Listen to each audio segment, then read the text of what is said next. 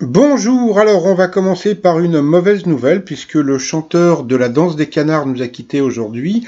Il était belge, bon c'était pas le créateur de la musique ni de la chanson, mais c'était juste l'interprète. Et il était belge et il est mort aujourd'hui, donc paix à son âme. Et puis à côté de ça, ce qui est d'assez rigolo, c'est que Jean-Luc Reichmann nous annonce la naissance de 9 petits canetons. Donc voilà, donc c'est assez rigolo. Donc c'est l'occasion pour moi de vous présenter mon t-shirt du canard laqué. Ah, qu'est-ce qu'il est drôle.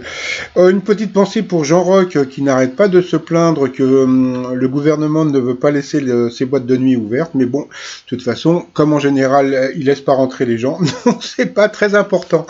Allez, sinon, petit résumé des 12 coups de midi d'aujourd'hui. Eh bien, Jean-Luc Reichmann avait mis son beau t-shirt.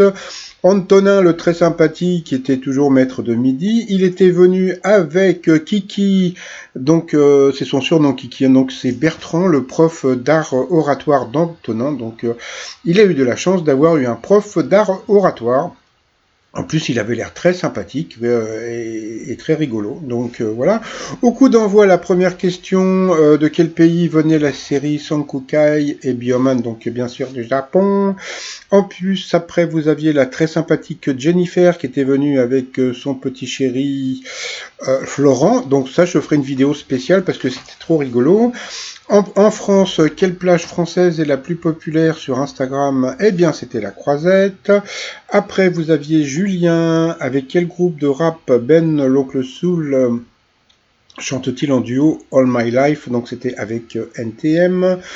Après, vous aviez la très sympathique Mathilde qui était venue avec plein d'amis et plein de familles en visio. Donc, c'était assez rigolo. Quelle est l'origine du mot charlatan? Donc c'était de l'italien. Donc voilà.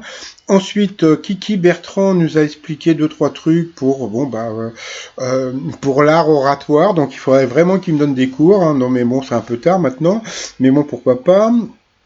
Selon la mythologie, qu'est-ce qui a rendu Achille invincible ou presque?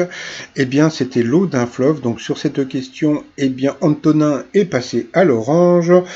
Ensuite, en 2020, le musée d'art de Baltimore a décidé qu'il n'achèterait que des œuvres réalisées par des femmes.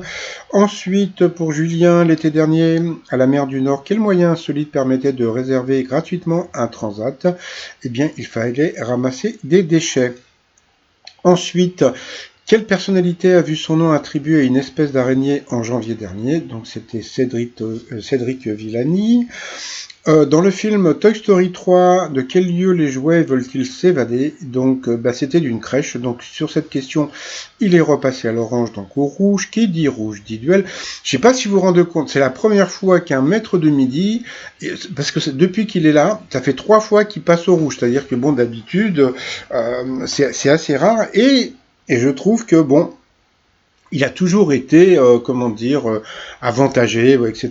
Bon, je sais pas pourquoi, mais bon, de toute façon, c'est pas grave. Hein, c'est voilà. Bon, passons. Donc, alors, à l'origine de l'écriture en Chine, quel animal était utilisé comme support au premier mot?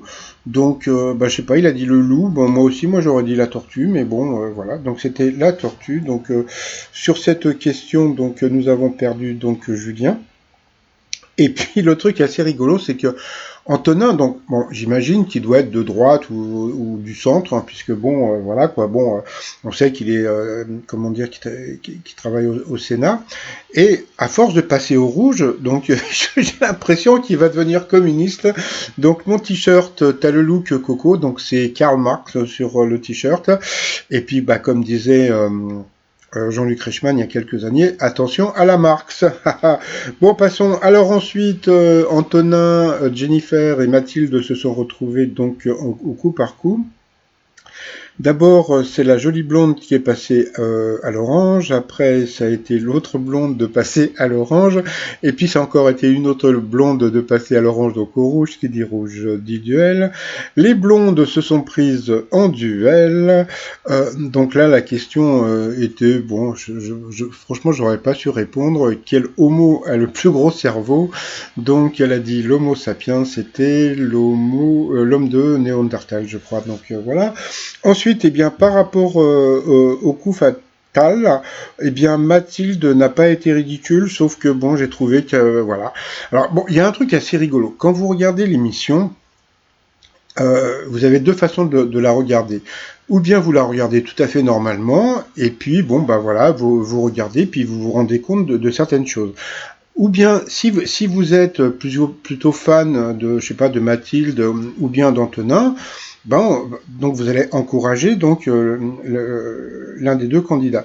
Mais quand vous vous en foutez un petit peu, eh bien on peut se rendre compte eh bien que Mathilde a eu des questions qui étaient plus difficiles qu'Antonin. Donc c'est vrai que bon, je trouve que Antonin est pas mal aidé, donc je ne sais pas pourquoi, mais bon c'est pas grave. Hein. Maintenant, de toute façon, maintenant je ne dirai plus rien sur les maîtres de midi. Maintenant que le record du prisonnier a été établi, donc maintenant, bon, je pense que l'émission va continuer un petit peu comme ça. À la fin, bah, la pauvre Mathilde donc a été éliminée. Après, donc par rapport au coup de maître, alors là c'était super rigolo parce que bon, jusqu'à présent, je sais pas si vous avez vu, mais Antonin, il a pas fait de vrais coups de maître, c'est-à-dire que je crois qu'il en a fait un ou deux, pas plus, et puis et après à chaque fois il s'est planté sur des questions, et en plus qui étaient des questions qui étaient assez simples, hein, mais bon passons. Allez, on va commencer par une question rigolote. Hein. Dans un immeuble, à quel étage se situent généralement les boîtes aux lettres? Bon, j'ai pas mis les réponses en dessous, hein, parce que bon, il n'y a même pas besoin de savoir que c'était au rez-de-chaussée. Ensuite, comment appelle-t-on familièrement un vin de mauvaise qualité? Donc, bien sûr, c'était un picrate. Ensuite, de quel pays le tiramisu est-il une spécialité? Ouh, c'est trop drôle. Tiramisu, c'est peut-être... ouh, de quel pays ça peut être? Donc, bien sûr, c'était l'Italie. Et puis après, quelle partie du corps humain est directement touchée lorsqu'on souffre d'une hernie discale? Donc, bien sûr, c'était la colonne vertébrale. Et puis alors, à la fin, donc, bon, bah... bon, c'est vrai qu'il il a pas le permis, mais quand même, c'est une question qui était assez simple, hein. Sur le bord de la route, que représente le panneau signalant le passage d'animaux sauvages? Donc il y avait un sanglier qui charge, un cerf qui gambade ou l'autre, et donc il a dit le sanglier qui charge, franchement, Antonin. Donc voilà, donc bon, mais bon, il y a eu une erreur de la prod, hein, parce que franchement, donc la réponse était un cerf qui gambade, mais bon, le cerf qui gambade, moi je connais la réponse, ça veut dire cerf-volant. Ah, qu'est-ce qu'il est drôle. Bon, passons. Donc bon, bah ouais, là, il a quand même gagné 2000 €. Bon, bah voilà, ça lui fait quand même 1000 € à chaque fois, donc bon, c'est plutôt pas mal quand on est étudiant.